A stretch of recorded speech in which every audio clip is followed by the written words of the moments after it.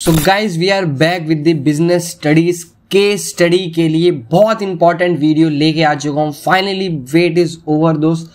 बहुत बच्चों ने डिमांड करा, बहुत बच्चों ने कमेंट कर रहे थे सर बीएसटी का केस स्टडी करवा दीजिए, केस स्टडी करवा दीजिए।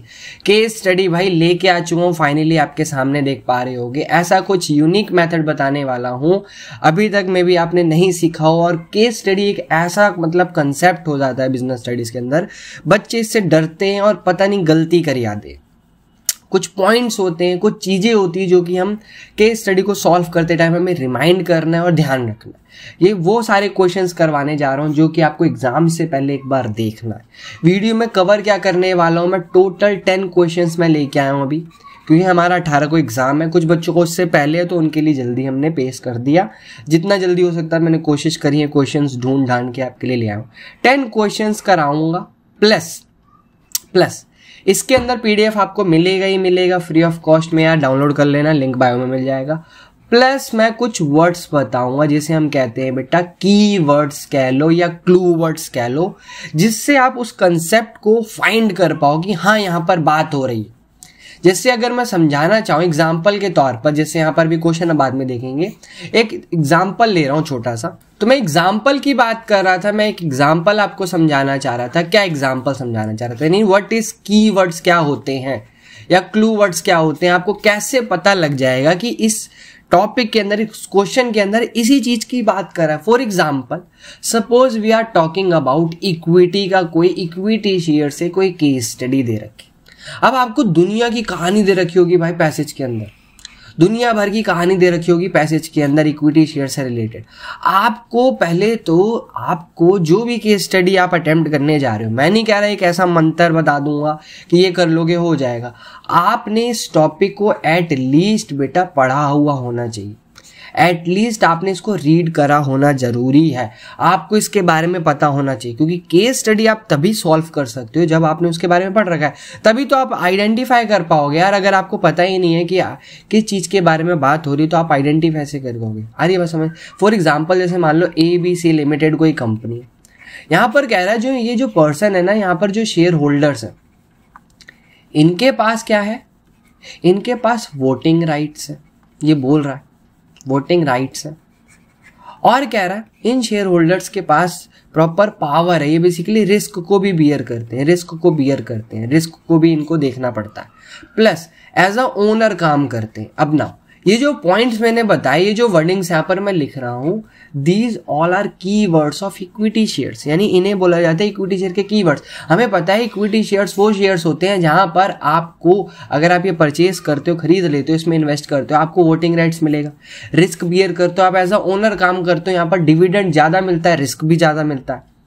ठीक है, ये चीजें आपको फाइंड करनी है क्वेश्चन के अंदर। आपको जब भी दे रखा होगा क्वेश्चन, जो भी हम डील करेंगे अभी 10 के 10 क्वेश्चन, स्टेप 1 आपको सबसे पहले क्वेश्चन को रीड करना है, क्वेश्चन क्या आइडेंटिफाई करने को कह रहा।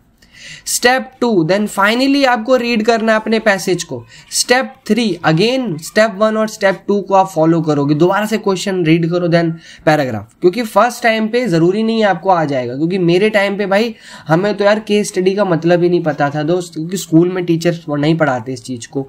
ट्यूशंस वगैरह में आपको बेसिकली आप इसका ट्यूशन नहीं लेते तो आपको थोड़ा सा गाइडेंस मिलता होगा, बट इस पे कोई टीचर काम नहीं करता, बात नहीं करता। हम अकाउंटेंसी में अच्छा कर लेते हैं, इको में अच्छा कर लेते हैं, मेन हमें बीएसटी के बारे में बात करना। तो बिना टाइम वेस्ट करके यार सीधा मुद्दे पर बात करते हैं, क्योंकि ये इंपॉर्टेंट था इसलिए मैंने लिया टाइम ये आपका, क्योंकि मेरे को पता है टाइम आपका नहीं बर्बाद करना है यार, बिल्कुल कीमती टाइम है, पेपर के टाइम की बात हो रही है। चलिए क्वेश्चन 1 से स्टार्ट करते हैं। जैसे मैंने बोला कि will start from reading question, पहले हमें क्वेश्चन रीड करना है दोस्त। क्या कह रहा है, buying and selling goods within the geographical location or area of country which type of trade is. यानी क्वेश्चन आया है, आपको आइडेंटिफाई करना है, we have to identify which type of trade. We have 2 types of trade, international then we have domestic trade. 2 ही तो trade होते हैं। अब इसमें हमें देखना है किसकी बात हो रही है दोस्त, किसकी बात हो रही है, कैसे पता लगेगा, रीड करते। Foley is doing his business of buying and selling of garments, ठीक है, प्रोडक्ट विद इन इंडिया, इसने यही बोल दिया with in India, that means domestic trade है। इंटरनेशनल ट्रेड तब होता जब आप क्या कर रहे हो, अगर आप बाहर भी सेल करते। यही समझ आ गया, यही आंसर मिल गया, अब आगे पढ़ना भी नहीं है। He goes on the business trips around his state even on every short notice, अपने स्टेट्स में ही जाता है, sometimes through his own car, ठीक है। देयर आर नो और very few formalities involved in Foley's business. Payments are made and received in the home country currency. That is also a keyword कि that is your domestic trade. No exchange of currency is required, क्योंकि भाई अपने ही business में, मतलब अपने ही territory में, अपने ही जगह पे बिजनेस करो तो एक्सचेंज रेट की क्यों जरूरत पड़ेगी ना। करेक्ट आंसर भी चेक कर लेते हैं। The answer is the type of trade follow is engage, it is known as domestic trade. कि ये क्या है बेटा, डोमेस्टिक ट्रेड है जो कि हमारे ही कंट्री में हो रहा है। क्लियर है? आई थिंक पहला क्वेश्चन आई थिंक सबको क्लियर हो गया होगा। कोई भी दिक्कत आती है अब जरूर बताएं, और कोशिश करूंगा मैं बेटर आपके लिए लेके आ सकूं। और क्वेश्चन अभी हम लाएंगे, धीरे धीरे लाएंगे, क्योंकि काम चल रहा है, मेरे एग्जाम है, मेरे को भी अपना पढ़ना है, आपके लिए भी, आपको भी प्रिपेयर करना है, आपके लिए भी दोस्त। बढ़ते हैं दोस्त नेक्स्ट क्वेश्चन की तरफ। चलिए क्वेश्चन नंबर 2 अगेन। सबसे पहले we have to read question carefully. Identify the different type of economic activity both friends are engaged. यानी दो दोस्त हैं यहाँ पर जो किसी इकोनॉमिक एक्टिविटी में, तो we have 3 types of economic activity. 3 types होते हैं, profession, employment, then we have business. अब ये मेरे को पता है तभी मैं केस स्टडी से डील कर सकता हूं। जैसे मैंने बोला वो आपने टॉपिक पढ़ा हुआ होना चाहिए। अब आपसे पूछ रहा है, आप कुछ नहीं पढ़ के, आप ब्लैंक गए हो पेपर में, आप ब्लैंक पहुंच गए, आप सोच रहे हो कि इंपॉर्टेंट क्वेश्चंस कर लेंगे हो जाएगा। नहीं दोस्त, रीड करना जरूरी है। चाहे आप पढ़ने वाले 1 डे 1 शॉट वाले बच्चे हो, चाहे आप जैसे भी बच्चे हो, आपको एटलीस्ट एक बार रीडिंग लगानी पड़ेगी दोस्त बुक की, ठीक है, क्योंकि इसके अलावा कोई ऑप्शन नहीं। अगला, Karan is running a grocery shop in the nearby local market where his friend Priyanshu work as a finance manager in reputed IT company in the context of the above cases. Now, Karan अपनी अगर grocery shop चला रहा है, that means he is doing business, कोई दिक्कत, अपना business चला रहा है। Priyanshu work as a finance minister, एक आईटी कंपनी में काम कर रहा है, तो वो एम्प्लॉयर है प्रियांशु। आगे बात समझ। इसी चीज को हमने यहाँ पर डिफाइन कर रखा है कि like Karan is engage in a commercial economic activity as he is running grocery shop. Commercial that means he is doing his own business, ठीक है। और this involves buying and selling of goods for profit. आपका ध्यान रखना है, answer जब भी लिख रहे हो एटलीस्ट 2 से 3 लाइन में उसको मतलब एक्सप्लेन कर दो। बच्चा क्या करता है, ओनली लिख देगा बिजनेस एक्टिविटी और बोलेगा सर ने नंबर काट लिए। भाई सर ने नंबर सही काटे, क्योंकि आपने बिजनेस एक्टिविटी को थोड़ा सा डिफाइन तो करो 1-2 लाइन में, तभी आपको फुल नंबर मिलेंगे। और इसके अंदर ध्यान रखना, जब भी जैसा बोल रहा है क्वेश्चन वैसे आंसर देना है। अगला, Priyanshu is engaged in a service economic activity as he work as a finance manager. That means he is as a employment वो काम कर रहा है। क्या काम कर रहा है? एम्प्लॉयमेंट, किसी के अंदर जॉब करता है। क्लियर दोस्त, दोनों क्वेश्चन आपके क्लियर हो गए होंगे। कोई भी डाउट रहता है अगेन आप पूछ सकते हो। चलिए क्वेश्चन नंबर 3, केस स्टडी 3 हमारे पास आ गई है। तो सोशल रिस्पॉन्सिबिलिटी वाले टॉपिक से आया क्वेश्चन, और ये मैंने बताया भी था मोस्ट इंपॉर्टेंट क्वेश्चन है। केस स्टडी भी दे सकता है, डायरेक्ट क्वेश्चन भी आपके पास आ जाता है। क्वेश्चन क्या कह रहा है जरा एक बार रीड करते हैं ना। Niranjan limited is fulfilling social responsibility towards which interest group states by quoting lines. मतलब क्या होता है, इस टाइप से आपको लाइन्स लिख के बताना है कि ये इसके लिए मैंने इस पॉइंट को लिखा। यानी अगर मान लो कि क्या वर्कर्स के लिए रिलेटेड कुछ है और कोई लाइन मैंने पढ़ ली, तो वर्कर्स वाला वो लाइन प्रॉपर मैं हाईलाइट करके लिखूंगा टुवर्ड्स वर्कर रिस्पॉन्सिबिलिटी। ऐसे ही मेरे को पढ़ करके क्या करना है दोस्त, उस रिस्पॉन्सिबिलिटी को लिखना है। अगर आप कोट्स नहीं करते लाइन को, आपको नंबर नहीं मिलेंगे। आगे बात समझ क्लियर है? पढ़ते हैं। तो क्वेश्चन क्या है, Niranjan limited is leading pharmaceutical company since 1995 इन ना इंडिया, ठीक है, यानी फार्मेसी भी कह सकते हो इन शॉर्ट आप। It is known for reliable medicine eight reasonable price. ठीक है, यानी वो सही मतलब अच्छी मेडिसिन सस्ते प्राइस में दे रहा है।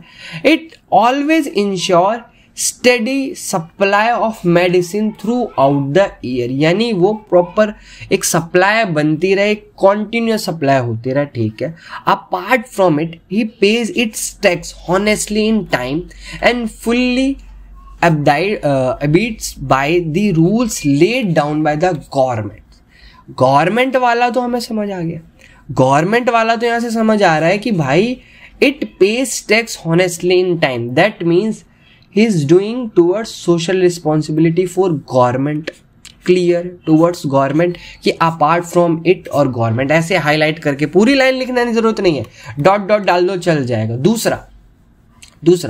दूसरा उसने बोला 2 पॉइंट्स यहां से आप समझ सकते हो, चीप प्राइस पे अगर दे रहा है और सप्लाई दे रहा है, और ये बेसिकली किसको सप्लाई करता होगा, ऑब्वियस ही बात है कंज्यूमर्स के लिए, तो भाई क्या हो जाएगा चेक करो, it is known for dash year the towards consumer, ये आपका पूरे नंबर मिल जाएंगे। और यहाँ पर आप इसको एक एक लाइन में डिफाइन कर सकते हो, ये लाइन यहाँ से भी हो सकती है कि इट इज़ नोन, हाँ यहीं पर इन्होंने कर रखी है प्रॉपर। आगे बात समझ, ये 2 पॉइंट से यहाँ तक आपका प्रॉपर क्या है, टुवर्ड्स कंज्यूमर की रिस्पॉन्सिबिलिटी। ठीक है दोस्त, आगे बात समझिए। क्वेश्चन नंबर आपका 3 था। अगेन स्टेप बाय स्टेप जाओगे तो केस स्टडी तो मतलब आप कह सकते हो 0 हो जाएगी, कुछ भी नहीं है, बट धीरे धीरे होगा। मैं नहीं कह रहा एकदम से एक्सपर्ट बन जाओगे, एटलीस्ट आपको वीडियो देख के प्रॉपर एक आइडिया मिल जाए। ठीक है, चलो केस स्टडी 4 यानी क्वेश्चन नंबर 4 देखते हैं। Which form of business is being undertaken by Dhirubhai Chaurasia. ठीक है भाई, एक बिजनेस के बारे में पता करना है कि वो बंदा किस चीज का बिजनेस कर रहा है, किस टाइप का बिजनेस कर रहा है, यानी फॉर्म ऑफ बिजनेस वाले चैप्टर से क्वेश्चन आ गया, आपको एक आइडिया मिल गया कि उन वर्ड से उन चीजों से आपको इसको हाईलाइट करना है, उन चीजों से। ना जो भी ऊपर आइडेंटिफाई करोगे, state the feature of this form of business based on information given, यानी जो ऊपर दे रखा उस पर बेस्ड कुछ फीचर्स भी होंगे इससे रिलेटेड, वो बताना। ना Dhirubhai Chaurasia operate textile business कर रहा है। ठीक है, his family is joint and has lot of ancestral property. ठीक है, यानी पूर्वजों से चीजें चली आ रही हैं उसकी। All 50 family member are a part of this business, that indicates joint Hindu family business. यहीं से पता लग गया यार, आगे जाना ही नहीं है। क्यों जाना आगे, देख लो। मैंने अब यह तो नहीं कि केस स्टडी इजी होगी, नहीं भाई, आप चेक करो ना, आपको एक कीवर्ड मिल गया, फैमिली है, एंसेंट्रल प्रॉपर्टी है, 50 फैमिली मेंबर्स ही लगे हुए हैं। He is the eldest male member in a family, so he heads the business, he liable to all the creditor of the business. ठीक है, आगे he is the decision maker, यानी सब कुछ वही कर रहा है A to Z। तो क्या हो जाएगा, which form of business is being doing by the Dhirubhai Chaurasia, that is joint Hindu family business, जिसको हम HUFB लिखते हैं शॉर्ट में, हिंदू फैमिली बिजनेस, ध्यान रखना। ठीक है, फर्स्ट पार्ट का आंसर दे दिया। नाउ इसके फीचर्स क्या होते हैं, तो फीचर्स होता है जॉइंट फैमिली ओनरशिप होती है, यानी जो भी मालिकाना हक होगा फैमिली मेंबर्स का ही होगा, और मेन जो लीडर होता है दैट इज योर कर्ता, उसके हाथ में होता है। एसेंट्रल प्रॉपर्टी होती है, जैसे यहाँ पर बात की गई इसी चीज की, जो भी पूर्वजों ने दिया है उसको पास आउट करते चलते हो। जॉइंट डिसीजन मेकिंग होती है, यानी मिलकर सारे लोग डिसीजन लेते हैं, बट मेन कर्ता मतलब एज अ लीडर काम करता है। अगला अनलिमिटेड लायबिलिटी होती है, जितना पैसा लगा सकते हो, और कॉन्टिन्यूटी होती है, क्योंकि ईयर आफ्टर ईयर चलता है, या पूर्वजों से जो भी बिजनेस चला आ रहा है उसी हिसाब से कंटिन्यू चलता है। अब यहाँ पर पॉइंट्स लिख के मत आ जाना, नंबर नहीं मिलेंगे, इनको एक्सप्लेन करना है भाई, 2 से 3 लाइन में एक्सप्लेन कर दो जो भी आपको समझ आ रहा है, दैट्स इट।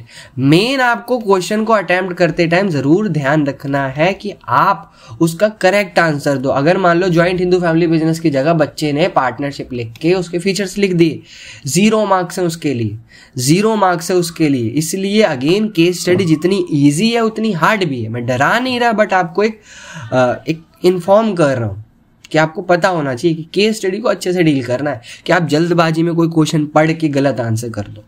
ठीक है, मैं नहीं चाह रहा नंबर कटे। क्वेश्चन नंबर 5 केस स्टडी का क्या कह रहा है, अगेन पढ़ते हैं क्वेश्चन पहले। Identify and explain the emerging mode of business being adopted by mister Jain in the company. यानी भाई एमर्जिंग मोड वाले चैप्टर से क्वेश्चन है कि यहाँ पर किस चीज का बिजनेस चल रहा है, एमर्जिंग मोड के अंदर किस चीज का बिजनेस था, क्या था टॉपिक, ई कॉमर्स, ई बिजनेस, उसी टाइप से रिलेटेड क्वेश्चन होगा। एक आइडिया मिल गया मेरे को। अब पढ़ते हैं और समझते हैं कि सही आइडिया कि नहीं ना। Mister Deepak Jain in general manager of a Kamal store private limited. ठीक है, ही performs some of the activity of a company on internet, ठीक है, namely getting information about the goods, issuing orders, taking delivery, that indicates online business, making payment, etc. His wife, Miss Sarla, helps in performing the activity relating to the production, stock management, human resources of the company on internet में ही हो रहा सब काज। Benefits of doing business with the help of internet are clearly visible in the increased profit। तो identify करना है भाई, identify तो हो गया। ई कॉमर्स की तो बात हो रही है क्योंकि सब कुछ ऑनलाइन हो रहा है। क्या हो रहा है, ऑनलाइन हो रहा है। अब आप इसको क्या करोगे, 2 से 3 लाइन में एक्सप्लेन कर दोगे। जितने मार्क्स का क्वेश्चन है उसके हिसाब से आपको आंसर लिखना। अगर मान लो यही 3 नंबर का होता तो आप एक्सप्लेन करने के साथ साथ इसमें क्या ऐड कर दोगे दोस्त, बेनिफिट्स ऑफ ई कॉमर्स। ये टॉपिक भी मैंने टिक करवाया था और मार्क करवाया था और बताया था, वेरी इंपॉर्टेंट, बहुत इंपॉर्टेंट। ठीक है, चलिए क्वेश्चन नंबर 6 पे आ गए हम फाइनली। क्वेश्चन नंबर 6 पर आ गए। अभी तक केस स्टडी समझ आ रही होगी, कोई भी दिक्कत आ रही जरूर भाई बताओ मेरे को, जरूर मैं आपकी हेल्प करूंगा फुल, जितनी मैं कर सकता हूँ। ठीक है, बिल्कुल मैं इजी वे में आपको डील करना सिखा रहा हूँ, केस स्टडी कैसे कर सकते हैं। ठीक है, क्वेश्चन आगे तो नहीं इसका, चलिए क्वेश्चन क्या कह रहा है, क्वेश्चन इतना ही है। State the most appropriate source of finance of the company with the suitable reason. ठीक है, सोर्स ऑफ फाइनेंस यानी equity, debentures, profits, that means retain earning, आपका बॉन्ड्स हो गया। ठीक है, पब्लिक डिपॉजिट, अलग अलग सोर्स थे, कहां से कौन सा पिक करना है। पढ़ते हैं क्वेश्चन, अब देखते हैं उस चैप्टर से, सोर्स ऑफ फाइनेंस से आइडिया दे देते हैं आपको क्वेश्चन पढ़ के। इतने मतलब जालिम नहीं है सीबीएसई वाले, दे देते हैं कुछ ना कुछ। Aparna limited is manufacturing cotton shirt for man. ठीक है, it is a planning to expand its business by opening 1 more unit in another city. ठीक है भाई, अपना बिजनेस एक्सपेंड करना चाह रहे हैं और दूसरी यूनिट खोलना चाह रहे हैं। It has been consistently earning good profit, so there are sufficient reserve as a profit. यहीं से ही पता चल गया कि उनके पास पहले से ही प्रॉफिट पड़ा हुआ, due to recessionary conditions in a capital market, it also seems difficult to raise funds to the issue of securities। यानी रिसेशन चल रहा है कंडीशन मार्केट में, कैपिटल मार्केट के अंदर, यानी इक्विटी डिवेंचर्स में पैसा लगाना रिस्की है। तो भाई किस में करें, अपना रिटेन अर्निंग को उठा लो। किसको उठा लो, रिटेन अर्निंग को, यही आंसर भी है retain earning. Reason, retain earning का फायदा क्या है, आपको पहला तो आपके पास अवेलेबल है ऑलरेडी प्रॉफिट, और कैपिटल मार्केट भाई रिस्क में चल रहा है तो इसमें से पैसा उठाना रिस्की है। और यहाँ पर नो डेट बर्डन रहेगा, रिटेन कंट्रोल रहेगा, कॉस्ट इफेक्टिव रहेगा, फ्लेक्सिबिलिटी रहेगी, क्योंकि अपना ही पैसा अपने बिजनेस में लगाना है तो उसको अपने हिसाब से आप मैनेज कर सकते हो। इन पॉइंट्स को अगेन आप एक्सप्लेन करोगे और रिटेन अर्निंग को भी आप एक्सप्लेन करोगे। अगर 3-4 मार्क्स का एक्सप्लेनेशन जरूरी देनी ही देनी। ठीक है, चलिए लास्ट के 3 क्वेश्चन बचे हैं, खत्म करते हैं इनको भी और जल्द नेक्स्ट वीडियो में लेके आ जाऊंगा बढ़िया से आपके लिए। केस स्टडी 7 क्या है देखते हैं। Identify and explain the principle of insurance. इसमें यार शर्त लगा लो मेरे से, आपको मैं प्लस में कुछ यहाँ पर और प्रिंसिपल्स मैं भी डिफाइन कर दूंगा। यहाँ से केस स्टडी 101% आनी है, बहुत ईजी है भाई। 5 नंबर यार आपको अगर चाहिए ना, इस चैप्टर को जरूर अच्छे से पढ़ लेना। प्रिंसिपल्स अभी जो मैं बताऊंगा उनको रट के जाओ, ना आए ना तो बता देना, यहीं पर ही वीडियो है, यहीं चैनल है, कहीं नहीं जा रहे हम। आप भी यहीं हो, आप भी हमारे सामने हो, सब देख रहे हो, ठीक है भाई। चलिए, once the insured it is compensating for the loss or damage due to property insured by him or her, the right of ownership of such property automatically passes to the insurer। यानी अगर आपने कोई चीज जल गई, नुकसान हो गया और उसका क्लेम ले लिया, उसका जो ओनरशिप होता है, उसका जो राइट होता है, कंपनी के पास चला जाता है। अगर मान लो मेरी कार वगैरह जल गई, कार का क्लेम दे दिया कंपनी ने, इस कार के पार्ट्स वगैरह ये जो भी ओनरशिप होगी कंपनी ले जाएगी। नाउ यहाँ पर कौन से प्रिंसिपल की बात हुई? Insure can not make profit by selling the destroyed property. यानी इंश्योरेंस से कभी भी प्रॉफिट आप मेक नहीं कर सकते। आपको एक्सप्लेन करना है, प्लस में 4 प्रिंसिपल्स और बताने। तो करेक्ट है इसका आंसर प्रिंसिपल ऑफ इंडिमिनिटी, जो कि कहता है according to this principle the insurer should not restore the same financial position they were before loss occurred without making any profit from the insurance claim. इसका principle of subrogation भी कहीं कहीं हो सकता है, ठीक है, कहीं कहीं आंसर है, तो उसको भी आप लिख सकते हो, क्योंकि एक क्वेश्चन के जरूरी नहीं है, क्योंकि अकॉर्डिंग टू द क्वेश्चन दो भी प्रिंसिपल लग सकते हैं, ठीक है। जो 101% श्योरिटी के साथ था तो मैंने मेंशन कर दिया, क्लियर है। अगला कुछ प्रिंसिपल्स की बात करते हैं, इनको ध्यान से सुनना है। सबसे पहला आता है एट मोस्ट गुड फेथ। ये क्या कहता है कि जो भी इंश्योरेंस करा रहा है और जो इंश्योरेंस कर रहा है, इनके बीच में ट्रस्ट होना चाहिए, plus they will not hide any information regarding insurance. यानी दोनों को अपने इंश्योरेंस से रिलेटेड कुछ नहीं हाइड करना। Both insurer and insurer must act good faith and provide full and accurate information to each other regarding the insurance contract. This principle insure the transparency between both of them, ताकि future में कोई भी अगर होता है तो easily they can pay कर सके उस चीज के लिए। आ रही बात समझ? ये ध्यान रखना। क्यों बात कर रहा हूं इसके अंदर? क्योंकि भाई अगर मान लो इस जो इंश्योरर या इंश्योरी ने कुछ भी क्या करा, हाइड करा, तो they will not get any claim for the company, क्योंकि उन्होंने छुपा ली कोई बात। अगर इस टाइप का है तो ध्यान रखना है प्रिंसिपल, ठीक है। अगला इंश्योरेबल इंटरेस्ट। क्या कहता है insurable interest? The insured must have financial interest properly being insured. यानी जो भी इंश्योरर होगा, जिसका इंश्योरेंस किया जा रहा है, उसको हमेशा अपनी प्रॉपर्टी या जो भी है उस पर इंटरेस्ट मिलता है। This means that the insurance would suffer a financial loss in a event of damage और loss in insured property. Insurable interest help करता है प्रिवेंट करने से, उस चीज को बचा लेगा। पूरा लॉस तो नहीं रिकवर करा सकता, बट कुछ ना कुछ तो पे करता है आपको, ठीक है। अगला आता है बेटा कंट्रीब्यूशन। इसके बहुत चांसेस है, स्टार मार्क कर लो। फर्रा बना रहा है ना, फर्रा बना सकते हो, इसका है लाइक है इसलिए बोला मैंने। If the same property is insured with the multiple insurance, each insurance share the risk properly in the event of claim. यानी बेसिकली इन शॉर्ट बताऊं, मान लो कि आपने अपना इंश्योरेंस 3 कंपनी से करा ली, ABC से, इससे 20,000 का, इससे 30,000 का, इससे 40,000 का, और प्रॉपर्टी थी आपकी 60,000 की ना। अगर आप मान लो डैमेज हो रहा है 60,000 का कुछ भी, तो हर एक कंपनी उतना पैसा नहीं देगी। कंपनी विल प्रपोर्शनेट कर देगी जिस रेशियो में उसने ले रखा है इंश्योरेंस। इससे तो भाई को फायदा हो जाएगा ना। अरे बस समझ, तो यहां से आप कोई भी प्रॉफिट बना नहीं सकते। कंट्रीब्यूशन में आप प्रपोर्शनल क्या कर देते हो, उस क्लेम को डिवाइड कर दोगे, ध्यान रखना। अगला आता है सबरोक्रेशन। ये भी बेसिकली रिलेटेड है, जो हमने इंडिमिनिटी पढ़ा था उस टाइप से। When the insurance compensated the insured for the loss, insurance gain and right of purchaser legal action. वो कहां पर चला जाएगा? बेसिकली उस पर्सन के पास, उस कंपनी के पास। जैसे मैंने बताया, इंडिमिनिटी की जगह सबोगेशन भी हो सकता है उसका आंसर। तो इन शॉर्ट अगर बात करूं, जो भी राइट होता है उस कंपनी का, उस असेट का जो नुकसान होगी, वो कहां पर चला जाता है? कंपनी। स्टडी 8 चेक करते हैं।